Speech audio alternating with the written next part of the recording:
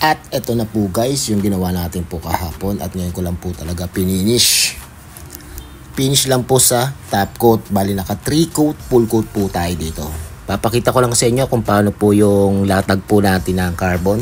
Karamihan po dito sa gumagawa ng mga ganito, sira po sila pagdating po dyan sa lagayan po ng plaka.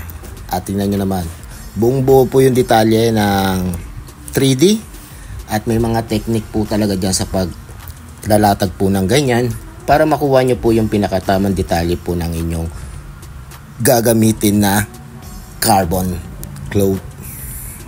Sa paglalatag po talaga ng ganito at napakahirap talagang iisip po kayo ng paraan kung paano nyo po talaga siya magagawa po ng perfect at maganda.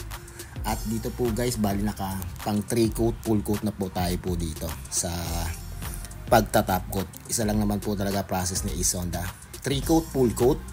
Tapos patutuyuin po yan. Tapos lilihain pa po natin yan at magpo-4 coat pa po tayo dyan.